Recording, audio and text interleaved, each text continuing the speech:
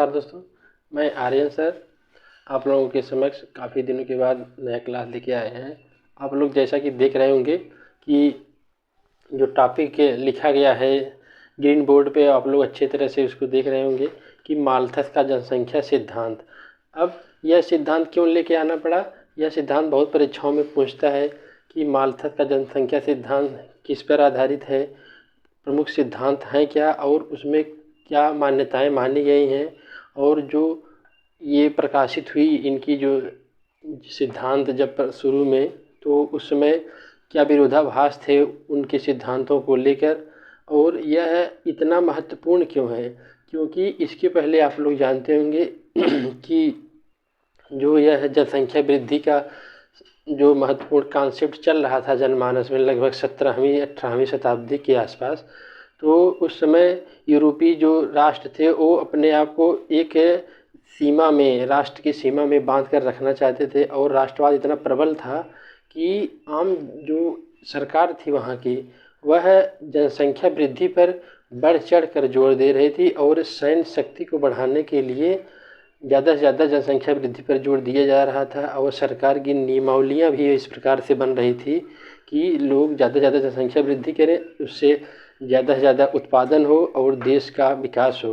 तो और उसके दूसरे पहलू पर जोर नहीं दिया जा रहा था कि जनसंख्या वृद्धि से श्रमिक जो है उनका जो पर्यावरण है उस पर क्या प्रभाव पड़ रहा है, उनकी मनोदशा पर, उनकी निर्धनता पर, उनकी गरीबी पर।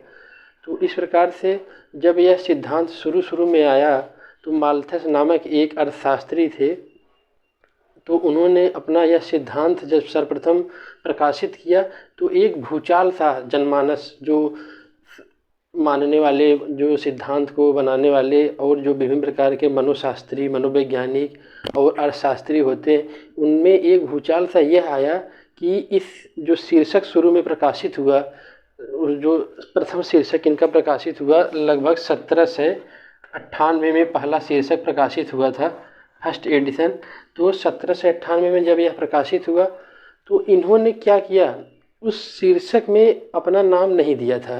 प्रमुख कारण क्या था कि ये उस समय कुछ डर रहे थे कि धार्मिक जो नेता हैं, और खुद ये अपने पिता से, जो इनके पिता थॉमस डेनियल माल्थस इनके पिता का नाम था, तो एक वकील थे इनके पिता, और ये आशावादी विचारक थे।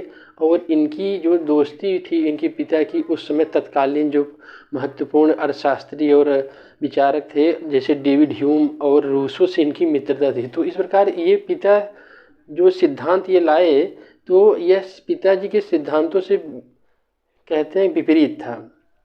पिताजी आशावादी थे और इनका जो सिद्धांत आया वह निराशावादी सिद्धांत था, लेकिन मानवता के दृष्टिकोण से यह कल्याणपरक सिद्धांत था। और जो वह प्रथम प्रकाशन हुआ 1798 में, और देखिए पिताजी के डर के नाम से इससे जो शीर्षक जो प्रकाशित किए उनमें इनका नाम, लेखक का नाम नहीं था, और उसका शीर्षक क्या था आप लोग बताएं? जनसंख्या सिद्धांत पर निबंध है, जैसा कि यह समाज के भावी सुधार को प्रभावित करता है। शीर्षक हम लिख दे रहे हैं, जनसंख्या सिद्धांत पर निबंध।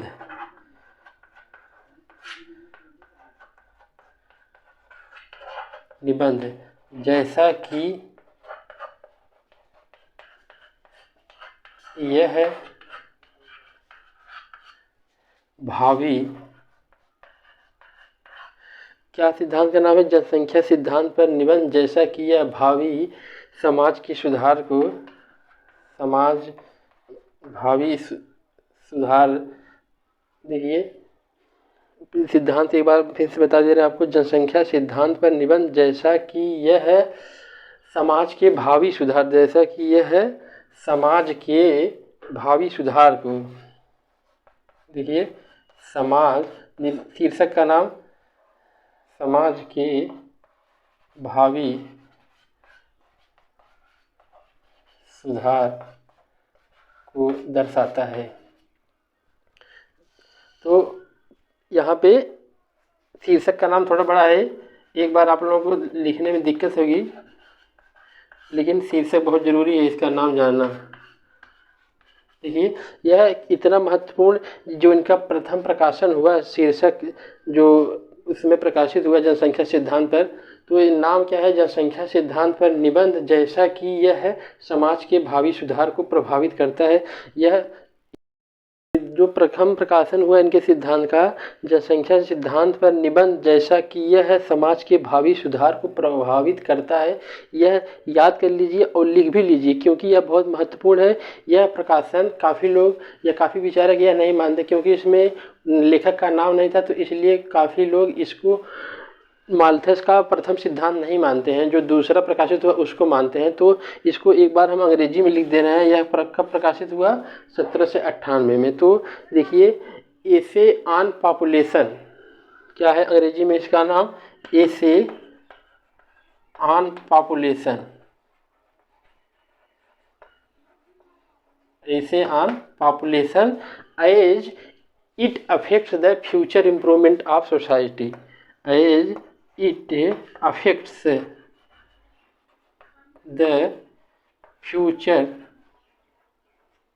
improvement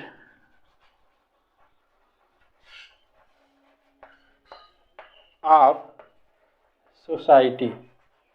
देखिए यह सिद्धांत हम क्यों जोड़ दे रहे हैं, यह बहुत पूछता है कि माल्थस का प्रथम जो सिद्धांत था वह कब प्रकाशित हुआ, तो उसको बताए हैं सन 1798 ईस्वी में, और उसका नाम क्या है, जनसंख्या सिद्धांत पर निबंध, जैसा कि यह समाज के भावी सुधार को प्रभावित करता है। और अंग्रेजी में इसको क्या कहेंगे, essay on population as it affects the future improvement of society. तो यह जो इन्होंने प्रकाशन किया, यह किस लिए महत्वपूर्ण है बताए हैं, इसकी पृष्ठभूमि क्या रही है, और इसके जो प्रेरणा स्रोत रहे हैं। तो एक रायले नामक विचारक थे, उन्होंने एक उनकी पुस्तक थी विश्व का इतिहास, जो रायले नामक, अब देखिए विचारक रायले, अब उनको लिख दे रहे हैं कि रायले जो विचारक थे उन्होंने अपने पुस्तक विश्व का इतिहास में लिखा क्या है, जिससे प्रेरणा मिली माल्थस को अपना सिद्धांत देने की। तो उन्होंने यह बताया है अपने पुस्तक में कि युद्ध और बीमारी अगर न होती तो जनसंख्या की वृद्धि को रोक पाना असंभव होता, और मनुष्य के लिए खाने पीने की व्यवस्था नहीं हो पाती।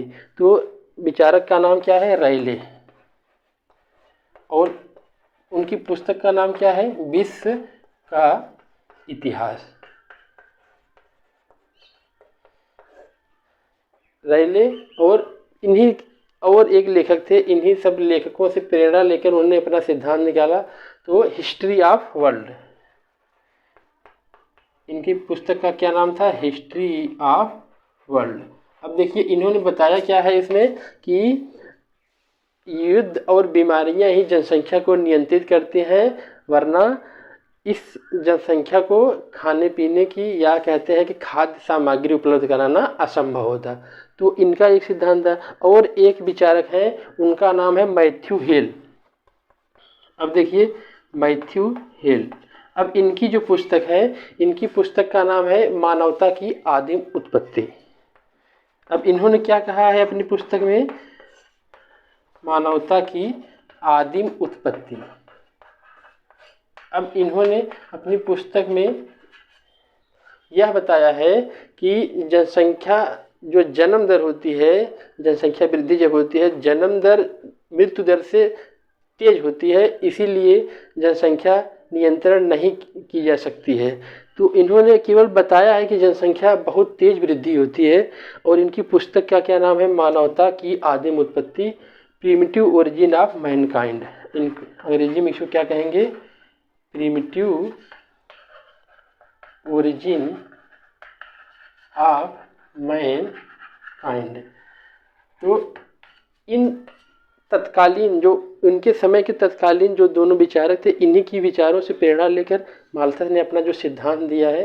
अब माल्थस जो थे आपको बताएं, इनका जन्म इंग्लैंड में हुआ था, और 1766 से लेकर इनका जीवन काल कब से कब तक है, 1766 से लेकर 1834 तक। और आपको बताएं कि ये कैम्ब्रिज विश्वविद्यालय में पढ़े हुए छात्र थे, और बाद में लगभग 1805 में ये ईस्ट इंडिया कंपनी के एक कॉलेज में अर्थशास्त्र के अध्यापक के रूप में हुए, और मृत्यु पर्यंत लगभग 1834 तक उसी कॉलेज में अर्थशास्त्र की शिक्षा देते रहे।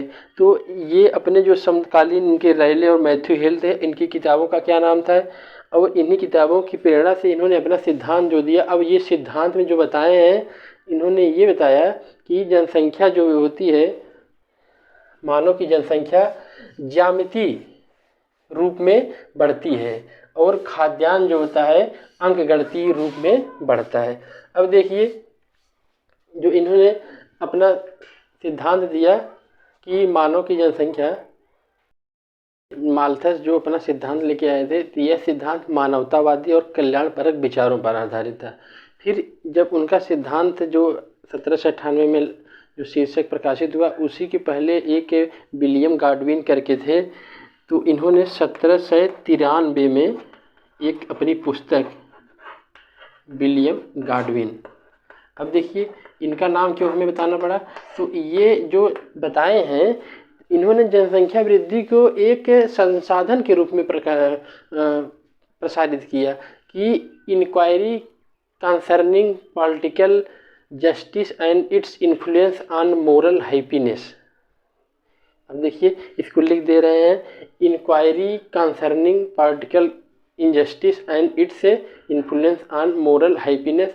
तो इन्होंने इस अपने जो पुस्तक है, इन्होंने इसमें जनता की दरिद्रता और दुख का कारण सरकार की नीतियों को बताया, और इन्होंने जनसंख्या वृद्धि को हानि के रूप में नहीं बल्कि एक लाभ के रूप में इसलिए बताया कि इन्होंने यह कहा कि जितनी तेज जनसंख्या वृद्धि होगी उतने हाथ संसाधन में अपना सहयोग करेंगे और आर्थिक वृद्धि होगी, साथ साथ देश की समृद्धि होगी।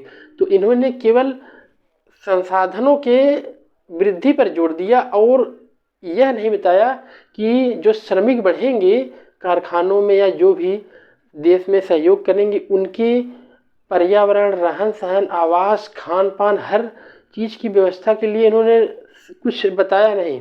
तो इन्हीं सब विचारों से जो माल्थस जी हैं, इन्होंने अपना जो सिद्धांत दिया, तो इन्होंने सिद्धांत देने से पहले माल्थस जी ने कुछ मान्यताएं मानी हैं। अब मान्यताओं में देखिए, प्रमुख मान्यता इन्होंने यह माना है कि जो मानव है वो एक प्राणी है। आप जानते हैं अरस्तु जी का कथन है कि मानव एक सामाजिक प्राणी है।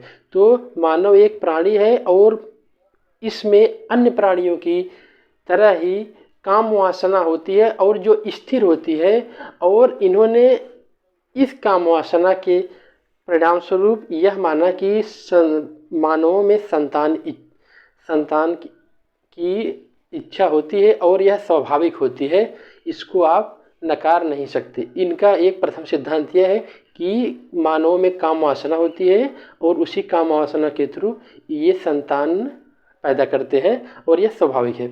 और दूसरी इन्होंने जो मान्यता यह मानी है कि आर्थिक समृद्धि और संतान के उत्पन्न होने में, उनकी पैदा में एक घनिष्ठ संबंध इन्होंने बताया कि जितनी आपकी संख्या बल होगी उसी के आधार पर आप उतना सहयोग करेंगे और उसी के आधार पर आपका उत्पादन होगा। आप लोग जानते होंगे कि गरीब समुदायों में, गरीब देशों में अक्सर जनसंख्या वृद्धि पर जोर दिया जाता है कि जितने लोग पैदा होंगे उतनी हमारी आर्थिक शक्ति मजबूत होगी, और सरकारों की भी यही मान्यता होती है, वह अपने सैन्य दृष्टि से जनसंख्या को बढ़ाना चाहता है।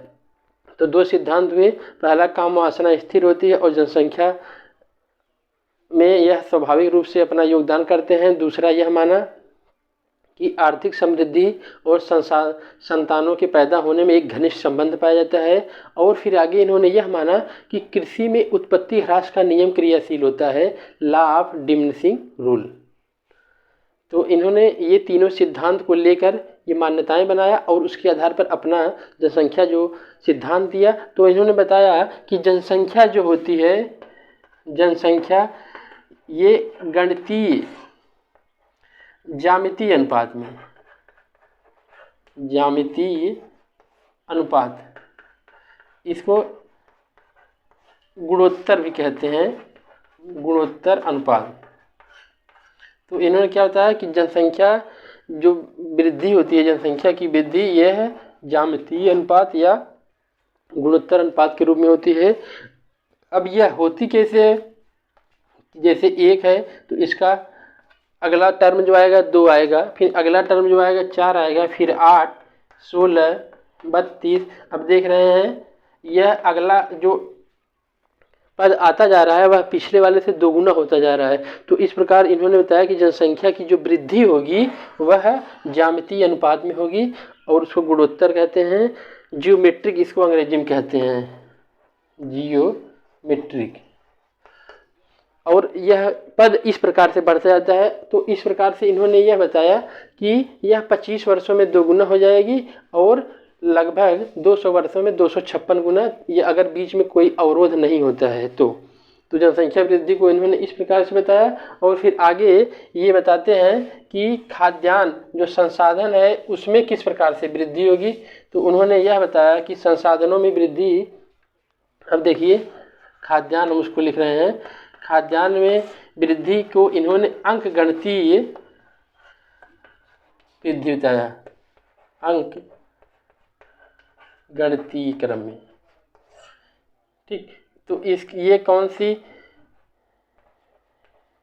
पद्धति से होगा, देखिए ऐसे 1 2 3 4 5। अब देखिए ये इस प्रकार से वृद्धि हो रही है। और जनसंख्या वृद्धि में उन्होंने क्या बताया, 1, अगला टर्म 2, अगला टर्म 4, फिर अगला 8। इस प्रकार से देखिए यहाँ तक तो मामला ठीक है। अब यहाँ से देखिए यहाँ पे खाद्यान्न 3, यहाँ जनसंख्या 4 हो गई, यहाँ खाद्यान्न 4, यहाँ जनसंख्या 8। तो इस प्रकार से असंतुलन उत्पन्न हो जा रहा है। तो इसी असंतुलन को देखिए खाद्यान्न में जो उन्होंने बताया अंक गणितीय रूप में वृद्धि होगी और जनसंख्या में जो बताया ज्यामितीय रूप में वृद्धि होगी। और उसको किस प्रकार से, तो इन्होंने यह जो नियम बनाया खाद्यान्न में। और दूसरी चीज़ जो कल्पना इन्होंने किया है कि खाद्यान्न में जो वृद्धि होगी वह है उत्पत्ति ह्रास नियम के तहत, जो लॉ ऑफ डिमिनिशिंग रिटर्न है उसके तहत खाद्यान्न धीरे धीरे घटता भी जाएगा, क्योंकि धरती की जो क्षमता होती है एक स्तर के बाद नहीं बढ़ाई जा सकती।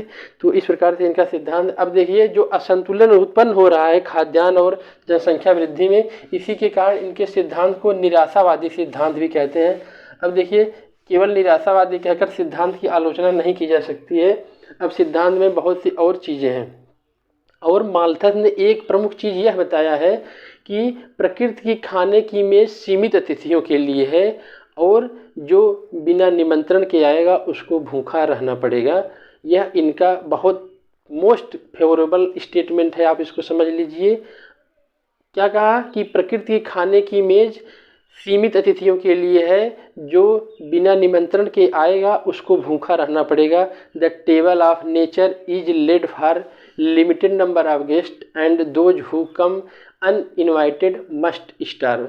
तो इनका यह सिद्धांत इस प्रकार से यह माना जाता है कि यह देखिए दोस्तों हम आपको बताए हैं कि उनका जो प्रमुख स्टेटमेंट, जो उनका महत्वपूर्ण यह स्टेटमेंट है कि प्रकृति की खाने की मेज सीमित अतिथियों के लिए है, जो बिना निमंत्रण के आएगा उसे भूखा रहना पड़ेगा।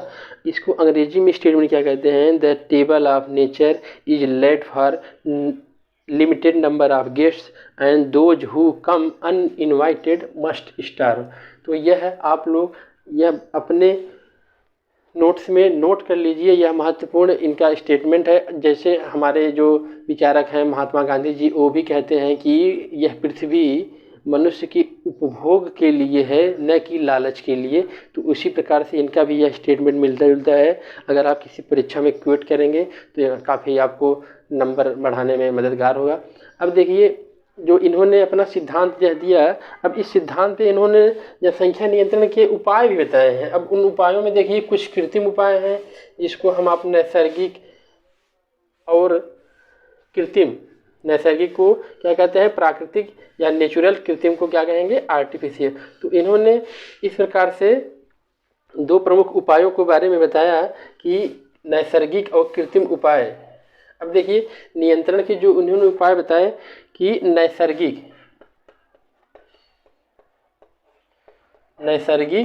इसको क्या कहेंगे नेचुरल,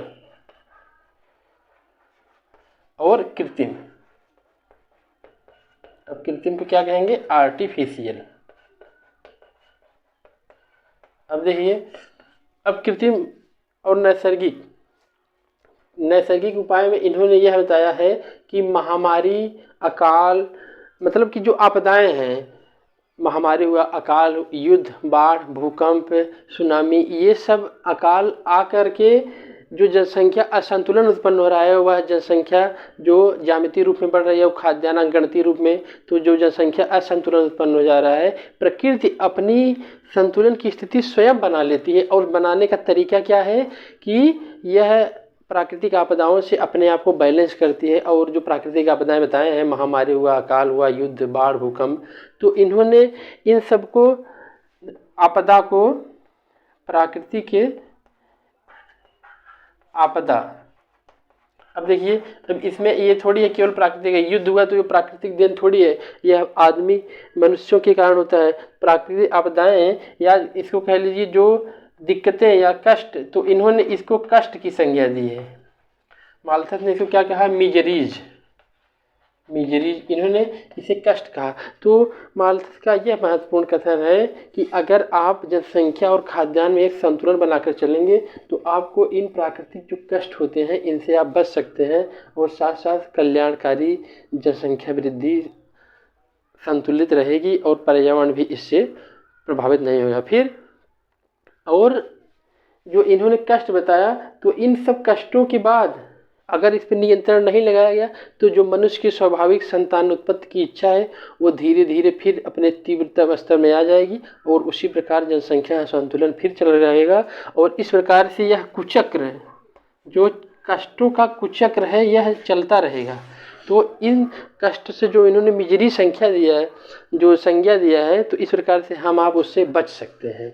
अब देखिए, कृत्रिम जो इन्होंने उपाय बताए, कृत्रिम उपायों में हम आपको बताएं कि इनके कृत्रिम उपाय कौन कौन से हैं, और इन्होंने कृत्रिम उपायों में क्या बताया है कि किस प्रकार से हम जनसंख्या को नियंत्रित कर सकते हैं। तो कृत्रिम उपाय में देखिए इन्होंने क्या बताया, ब्रह्मचर्य, प्रमुख जो बताया ब्रह्मचर्य, ब्रह्मचर्य आप लोग जानते हैं। दूसरा बताया विवाह न करना, और क्या बताया, विवाह देर से करना,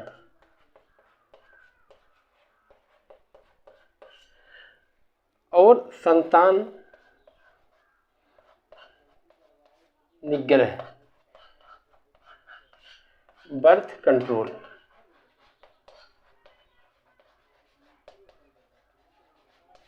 अब देखिए, तो ब्रह्मचर्य और विवाह न करना, देर से करना, ये सब उपाय हैं जिनको आप करके जनसंख्या नियंत्रित कर सकते हैं। अब देखिए, यहाँ पर माल्थस जी के बारे में आपको यह बताएं कि इन्होंने जो संतति निग्रह है, जो बर्थ कंट्रोल की बात ये कह रहे हैं, जो कृत्रिम उपाय वर्तमान में चल रहे हैं, इन्होंने इसको जैसे गर्भपात हुआ, बाल हत्या हुआ, या आदि जो प्रमुख है अन्य जो आजकल विधियाँ चल रही हैं, इनको इन्होंने कहीं भी अपने सिद्धांतों में उल्लिखित नहीं किया है, क्योंकि आप लोग जानते हैं कि ये एक धार्मिक नेता थे और अपने धार्मिक मंच से इन सब बातों का बयान नहीं करना चाहते थे कि इससे धार्मिकता जो है उसमें उथल पुथल आ सकता है। इसलिए इन्होंने इन सबको अनैतिक माना है। किस किस चीज़ों को, गर्भपात और बाल हत्या, और कृत्रिम, अन्य कृत्रिम जो रासायनिक विधियां हैं, इनको इन्होंने क्या माना है, अनैतिक। अब इन कृत्रिम विधियों को इन्होंने अनैतिक माना, और आत्मसंयम, ब्रह्मचर्य और विवाह के संबंध में जो इन्होंने बताया है, इन सब विधियों को इन्होंने एक जो जनसंख्या नियंत्रण के कारण को बताया है। तो ये सब कृत्रिम विधियां हैं, और इन कृत्रिम विधियों के कारण अब देखिए जनसंख्या को नियंत्रित कर सकते हैं। अब आगे हम आपको बताएंगे कि इनके सिद्धांत की मूल्यांकन अगर आप करेंगे तो इनके सिद्धांत को आप किस प्रकार से मूल्यांकित कर पाएंगे, और फिर माल्थस का जो जनसंख्या सिद्धांत है, आगे जो आएंगे नव माल्थसवादी, अब वो किस प्रकार से इन सब चीज़ों को व्याख्या करते हैं। कि अब देखिए, इन्होंने जो बताया है कि जीवन स्तर और काम वासना और संतान उत्पत्ति की इच्छा को जो माना है, तो ये वास्तविक मानकर चल रहे हैं, लेकिन वास्तव में क्या होता है कि ये अवास्तविक मान्यताएं हैं। कौन सी मान्यताएं हैं, अवास्तविक। देखिए, जैसे जैसे जीवन स्तर और संतानोत्पत्ति की जो इच्छा होती है इन्होंने एक स्वभाव माना है। तो वास्तव में क्या होता है कि जो काम इच्छा है या संतानोत्पत्ति की जो इच्छा है यह सामाजिक आर्थिक नियमों के अनुसार चलती है। देखिए जो विकसित जीवन स्तर वाले लोग होते हैं, चाहे विकसित देश कह सकते हैं, तो वहाँ पर जो उनकी जीवन स्तर, रहन सहन की स्तर जो बढ़ जाती है तो वहाँ पर संतानोत्पत्ति की इच्छा धीरे धीरे कम हो जाती है। और संतानोत्पत्ति को इन्होंने एक स्वभाव मान लिया। तो स्वभाव में और सामाजिक आर्थिक जो वर्तमान की दक्षताएं हैं उसको इन्होंने अंतर नहीं किया। तो इस प्रकार से यह पहला इनकी मूल्यांकन की तरीका हुआ। और देखिए इन्होंने काल्पनिक वृद्धि दर जो माना है तो इन्होंने अपने वृद्धि दर में प्रौद्योगिकी को एक प्रकार से उपेक्षित किया है। इन्होंने जो बताया कि जनसंख्या गुणोत्तर अनुपात में बढ़ती जाएगी और संसाधन जो है अंकगणितीय अनुपात में बढ़ेंगे, तो इन्होंने ये नहीं बताया जनसंख्या को जो बढ़ेगा वर्तमान रूप में जो प्रौद्योगिकियाँ हैं ये हो सकता है उसमें प्रौद्योगिकी न रही हो। तो इस आधार पर इन्होंने प्रौद्योगिकी को एक प्रकार से उपेक्षित किया। अब देखिए तीसरा जो मूल्यांकन का इनका स्तर यह होता है कि जनसंख्या को इन्होंने एक क्या कहते हैं कि हानि के रूप में माना है, लेकिन हर स्तर पर जनसंख्या हानिकारक नहीं हो सकती। आप देखिए वर्तमान में जो विकसित देश है या पश्चिमी यूरोपीय देश है वहाँ पर जनसंख्या वृद्धि न होना भी एक प्रकार का गुनाह है। आप समझ लीजिए वहाँ की जनसंख्या वृद्धि लगभग नकारात्मक में हो जा रही है या एकदम स्थिर है, वहाँ पे वृद्ध लोगों की संख्या काफ़ी बढ़ रही है। तो इस प्रकार से जनसंख्या वृद्धि सदैव हानिकारक नहीं हो सकती। जो विकसित देश हैं, जो विकासशील देश हैं या जो अन्य जो पिछड़े देश हैं वे जनसंख्या वृद्धि के द्वारा ही अपने आर्थिक संसाधनों का दोहन करके आर्थिक समृद्धि हासिल कर पाते हैं। और तीसरी चीज़ यह है कि इन्होंने तकनीकी की जो उपेक्षा की है, जो वर्तमान विभिन्न प्रकार की निरोधक गतिविधियां हमारे समाज में हैं जिनसे काम इच्छा की पूर्ति भी हो जाती है और साथ साथ संतान उत्पत्ति की इच्छा नहीं उत्पन्न हो जाते और साथ साथ जनसंख्या वृद्धि भी हो जाती है। अब देखिए काम इच्छा जो है यह एक प्रवृत्ति है, अगर इसको दबाया जाएगा तो मानव में अन्य विभिन्न प्रकार के कुंठित विचार या भाव या रोग उत्पन्न होंगे।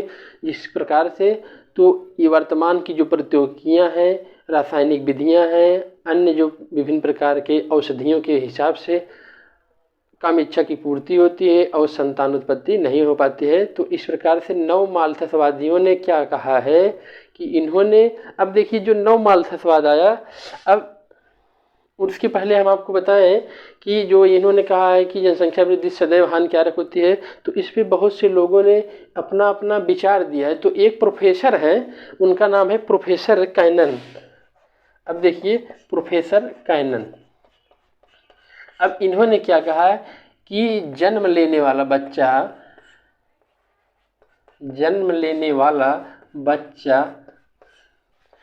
केवल अपना मुंह लेकर ही नहीं जन्म लेता है, वह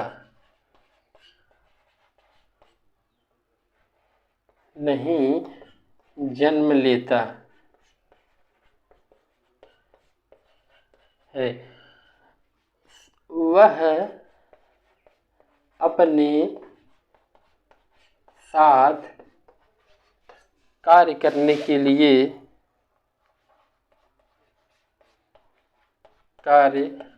करने के लिए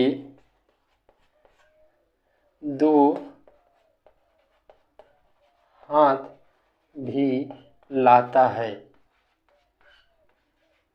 अब देखिए तो जो ये माल्थस जो अपने सिद्धांत में जनसंख्या वृद्धि को एक हानि के रूप में दर्शाते हैं। अब देखिए यहाँ प्रोफेसर कैनन का विचार इनसे अलग, ये कह रहे हैं कि जन्म लेने वाला बच्चा केवल अपना मुंह लेकर ही नहीं जन्म लेता है, बल्कि वह अपने साथ साथ दो हाथ भी कार्य करने के लिए लाता है। तो आप लोग जानते होंगे, बहुत से लोग कहते हैं कि भगवान केवल पैदे थोड़ी करे हैं पेट देखिए, साथ साथ यह भी और उसको खाने पीने के लिए कौन अकल बुद्धि जरूर दे हैं। तो इसी प्रकार से आप लोग ये समझिए कि प्रोफेसर कैनन का विचार जो है और उनके विचारों से एक प्रकार से चैलेंज है, चुनौती जिसको आप लोग कहेंगे, तो ये चुनौतीपूर्ण विचार है। तो इसी विचारों के कारण जो माल्थस के सिद्धांत में इनके समर्थकों ने जो नया सिद्धांत लेकर आया तो उसको कहेंगे नव माल्थसवादी सिद्धांत। अब देखिए नव माल्थसवादी सिद्धांत क्या है।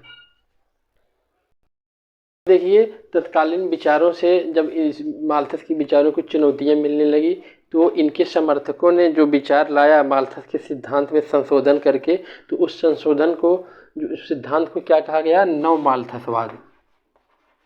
नव माल्थसवाद। अब देखिए यह नव माल्थसवाद सिद्धांत जो आया, तो यह नव माल्थसवाद सिद्धांत जो पाश्चात्य देशों में जो आंदोलन के रूप में जो कृत्रिम विधियां अपनाई गई संतान उत्पत्ति की न करने की, साथ साथ कामेच्छा की पूर्ति हो जाए लेकिन संतान उत्पत्ति न हो, तो इस प्रकार से इंग्लैंड और देखिए इंग्लैंड जिसको हम आप लोग ब्रिटेन कहते हैं, इंग्लैंड और यूएसए जिसको आप संयुक्त राज्य अमेरिका कहेंगे, तो यहाँ पर जो पाश्चात्य विचारकों में प्रमुख नेता के रूप में आए, तो उसमें देखिए यहाँ पे इंग्लैंड में मेरी स्टाम्प, श्रीमती मेरी स्टाम्प, और यूएसए में जो प्रमुख जो आंदोलन आई करने, तो इसमें श्रीमती, इनका नाम क्या है, श्रीमती मार्गरेट स्ट्रेंजर। अब देखिए ये जो महिलाएं हैं ये दोनों अपने अपने देशों में, साथ साथ ये जो देश हैं पाश्चात्य विचारों को महत्वपूर्ण ढंग से प्रभावित करते हैं, तो इन देशों में ये जो महिलाएं दोनों आंदोलन के रूप में यह छेड़ी कि जो माल्थस जी नियंत्रण की, आत्म संयम की विधियों को मानते हैं और साथ साथ कृत्रिम विधियों को नहीं मानते, जिसको अनैतिक कहते हैं, नव माल्थसवादियों ने उन्हीं रासायनिक और कृत्रिम जन्म नियंत्रण की विधियों को नैतिक माना और उसी के आंदोलन को इन पाश्चात्य देशों में प्रसारित किया, और इन्हीं के विचारों से, इन्हीं के आंदोलन से नव माल्थसवाद का जन्म हुआ। नव माल्थसवाद गर्भ निरोधक उपाय, साथ साथ रासायनिक और यांत्रिक उपायों को कामेच्छा की पूर्ति का समर्थन करता है, और साथ साथ यह जनसंख्या नियंत्रण में इसको नैतिक उपाय मानते हैं। अब देखिए फिर यहाँ पर चुनौती मिलने लगी इनके विचारों को। अब देखिए फ्रांस के जो प्रमुख है विचारक हैं, उनका नाम बताएं आपको कि फ्रांसीसी जो विचारक कौन कौन से हैं, गाइड और रिस्ट। देखिए फ्रांसीसी विचारक, अब जो चुनौती ये दे रहे हैं, अब देखिए बहुत महत्वपूर्ण है, गाइड और एक अन्य लोग हैं उनका नाम है रिस्ट। इन्होंने क्या कहा, इन्होंने कहा कि अगर माल्थस जी होते तो इस वर्तमान जो आप लोग नियंत्रण की विधियां बता रहे हैं, वे इन विधियों को कोरा दाम्पत्य छल कहते हैं, कोरा दाम्पत्य छल, अनमिटिगेटेड कॉन्जुगल फ्रॉड। उन्होंने क्या कहा कि आप लोग जो विधियां बता रहे हैं, कृत्रिम विधि को इन्होंने क्या कहा कि कोरा दाम्पत्य छल, और साथ साथ इन्होंने उन उपायों को, गर्भ निरोधकों को क्या कहा, अपवित्र।